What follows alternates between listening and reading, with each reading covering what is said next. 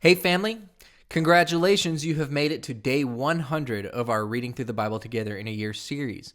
If you've been keeping up with me so far, I'm sorry that I'm a little bit behind right now. I'm trying to get caught back up. But if you haven't kept up with me and you're a little bit behind yourself, I never made any mistakes. What are you talking about being behind? Just kidding. It's good to be back. Where we have been is that we are in the book of 1 Kings, and today we're covering chapters 15 and 16. Now, Solomon was king, and he had his son Rehoboam, and Rehoboam caused a split, right? Jeroboam took the northern kingdom of Israel and went off, and Rehoboam has the southern kingdom of Israel, and there's kind of like Civil War-esque conflicts going on. But right now we have Jeroboam in the north, and that is Israel, and he established high places at Bethel and Samaria, I believe. But these are temples with golden calves, and so you're supposed to see some of that golden calf imagery from the Exodus story. And Jeroboam, or Yerovam, he has made Israel the northern nation, and they have a lot of issues with idolatry and foreign god worship. And Rehoboam is in the south, and he's not a good king either, but that he's in charge of what's called Judah. So as we see going forward, we'll have different kings, and there's these kings their acts are written in the book of the Chronicles of Israel. That means the northern tribes, and these are the Chronicles of the kings of Judah, and that means the southern tribes. So that's where we're going on today, and we're continuing on with some of that. Let's see how it goes. Now in the 18th year of King Yerovam, the son of Nevat, Aviyam began to reign over Yehudah. He reigned 3 years in Jerusalem. His mother's name was Ma'akah, the daughter of Avishalom. He walked in all the sins of his father, which he had done before him, and his heart was not perfect with Yahweh his God, as the heart of David his father. Nevertheless, for David's sake, Yahweh his God gave him a lamp in Jerusalem, to set up his son after him and to establish Jerusalem, because David did that which was right in Yahweh's eyes, and didn't turn away from anything that he commanded him all the days of his life, except only in the matter of Uriah the Hittite. Now there was war between Rehoboam and Yerovam all the days of his life. The rest of the acts of Aviyam and all that he did, aren't they written in the book of the Chronicles of the kings of Yehudah? There was war between Aviyam and Yerovam. Aviyam slept with his fathers, and they buried him in David's city, and Asa, his son, reigned in his place. In the 20th year of Yerovam, king of Israel, Asa began to reign over Yehudah. He reigned 41 years in Jerusalem. His mother's name was Ma'akah, the daughter of Avishalom. Asa did that which was right in Yahweh's eyes, as David his father did. He put away the Sodomites out of the land, and removed all the idols that his fathers had made. He also removed Ma'akah his mother from being queen, because she had made an abominable image for an Asherah. Asa cut down her image and burned it at the brook Kidron. But the high places were not taken away. Nevertheless, the heart of Asa was perfect with Yahweh all his days.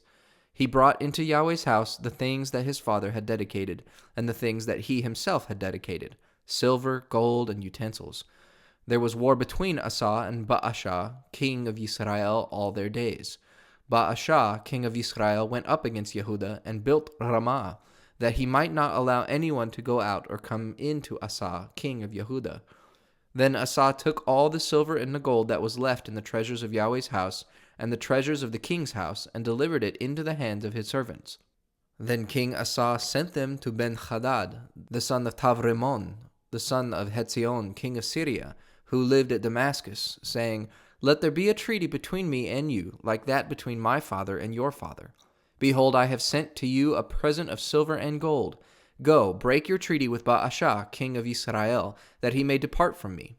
Ben-Hadad listened to King Asa, and sent the captains of his armies against the cities of Israel, and struck Yion, and Dan, and Avel, Beit Ma'achah, and all Kinnerot, with all the land of Naphtali.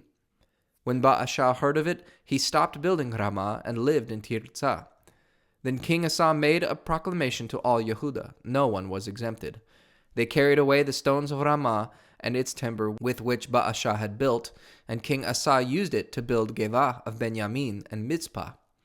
Now the rest of all the acts of Asa, and all his might, and all that he did, and the cities which he built, aren't they written in the book of the Chronicles of the kings of Yehudah? But in the time of his old age he was diseased in his feet. Asa slept with his fathers, and was buried with his fathers in his father David's city. And Jehoshaphat, his son, reigned in his place. Nadav, the son of Yerovam, began to reign over Israel in the 2nd year of Asa, king of Yehuda, and he reigned over Israel 2 years. He did that which was evil in Yahweh's sight, and walked in the way of his father, and in his sin with which he made Israel to sin. Baasha, the son of Achiah, of the house of Issachar, conspired against him. And Baasha struck him at Gibbeton, which belonged to the Philistines, for Nadav and all Israel were besieging Gibbeton. Even in the 3rd year of Asa, king of Yehuda, Baasha killed him and reigned in his place. As soon as he was king, he struck all the house of Yerovam. He didn't leave to Yerovam any who breathed, until he had destroyed him, according to the saying of Yahweh, which he spoke by his servant Achiah the Shilonite, for the sins of Yerovam which he sinned, and with which he made Israel to sin, because of his provocation with which he provoked Yahweh, the God of Israel, to anger.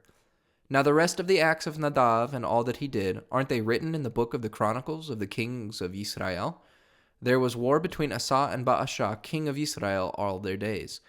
In the 3rd year of Asa, king of Yehuda, Baasha, the son of Achiah, began to reign over all Israel in Tirzah for 24 years. He did that which was evil in Yahweh's sight, and walked in the way of Yerovam, and in his sin with which he made Israel to sin. Yahweh's word came to Jehu, the son of Hanani, against Baasha, saying, Because I exalted you out of the dust and made you prince over my people Israel, and you have walked in the way of Yerovam, and have made my people Israel to sin, to provoke me to anger with their sins, behold, I will utterly sweep away Baasha and his house, and I will make your house like the house of Yerovam, the son of Nevat. The dogs will eat Baasha's descendants who die in the city, and he who dies of his in the field, the birds of the sky will eat. Now the rest of the acts of Baasha, and what he did, and his might, aren't they written in the book of the Chronicles of the kings of Israel? Baasha slept with his fathers and was buried in Tirzah, and Elah his son reigned in his place. Moreover, Yahweh's word came by the prophet Jehu, the son of Hanani, against Baasha and against his house, both because of all the evil that he did in Yahweh's sight, to provoke him to anger with the work of his hands, in being like the house of Yerovam, and because he struck him. In the 26th year of Asa, king of Yehuda, Elah, the son of Baasha, began to reign over Israel in Tirzah for 2 years. His servant Zimri, captain of half his chariots, conspired against him. Now he was in Tirzah, drinking himself drunk in the house of Arza, who was over the household in Tirzah. And Zimri went in and struck him and killed him in the 27th year of Asa, king of Yehuda, and reigned in his place. When he began to reign, as soon as he sat on his throne, he attacked all the house of Baasha. He didn't leave him a single one who urinates on a wall among his relatives or his friends. Thus Zimri destroyed all the house of Baasha according to Yahweh's word, which he spoke against Baasha by Jehu the prophet. For all the sins of Baasha and the sins of Elah his son, which they sinned and with which they made Israel to sin, to provoke Yahweh the God of Israel to anger with their vanities. Now the rest of the acts of Elah and all that he did, aren't they written in the book of the Chronicles of the kings of Israel? In the 27th year of Asa, king of Yehuda, Zimri reigned 7 days in Tirzah. Now the people were encamped against Giv'aton, which belonged to the Philistines. The people who were encamped heard that Zimri had conspired and had also killed the king. Therefore all Israel made Omri, the king of the army, king over Israel that day in the camp. Omri went up from Giv'aton and all Israel with him, and they besieged Tirzah. When Zimri saw that the city was taken, he went into the fortified part of the king's house and burned the king's house over him with fire and died. For his sins which he sinned in doing that which was evil in Yahweh's sight, in walking in the way of Yerovam, and in his sin which he did to make Israel to sin. Now the rest of the acts of Zimri and his treason that he committed, aren't they written in the book of the Chronicles of the kings of Israel? Then the people of Israel were divided into 2 parts. Half of the people followed Tivni, the son of Gidnat, to make him king, and half followed Omri. But the people who followed Omri prevailed against the people who followed Tivni, the son of Gidnat. So Tivni died, and Omri reigned. In the 31st year of Asa, king of Yehuda, Omri began to reign over Israel for 12 years. He reigned 6 years in Tirzah. He bought the hill Shomaron of Shemer for 2 talents of silver, and he built on the hill and called the name of the city which he built Shomaron, after the name of Shemer, the owner of the hill. Omri did that which was evil in Yahweh's sight, and dealt wickedly above all who were before him. For he walked in all the ways of Yerovam the son of Nevat, and in his sins with which he made Yisrael to sin, to provoke Yahweh, the God of Yisrael, to anger with their vanities. Now the rest of the acts of Omri which he did, and his might that he showed, aren't they written in the book of the Chronicles of the kings of Israel? So Omri slept with his fathers, and was buried in Shomaron, and Achav his son reigned in his place. In the 38th year of Asa king of Yehuda, Achav the son of Omri began to reign over Yisrael. Achav the son of Omri reigned over Yisrael in Shomaron 22 years.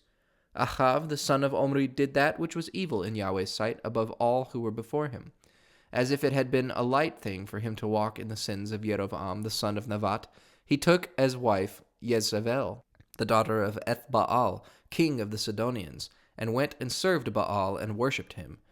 He raised up an altar for Baal in the house of Baal, which he had built in Shomaron. Achav made the Asherah, and Achav did more yet to provoke Yahweh, the God of Israel, to anger than all the kings of Israel who were before him. In his days, Chiel the Bethelite built Jericho.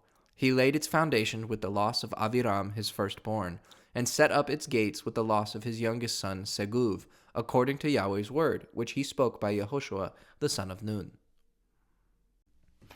Yeah, so the kings of the north are just pretty much evil. They keep walking in the ways of Yerovam and making Israel to sin. That is, setting up foreign idol practices and foreign god worship for Israel to take part in, the northern tribe. And all those kings, they're just bad. Now, in the southern kingdom so far, we've seen, Asa and Jehoshaphat, and these are from the line of David, and they are good in God's eyes. Like, their heart is perfect before Yahweh, or complete, or whole. Their heart is whole in the sight of Yahweh. Even though they have not gotten rid of their high places, still they're good kings. And that's a very kind of an interesting point to focus on. But this last guy that we have seen arise at the very end of 16, Ahab, or I've been calling him Achav.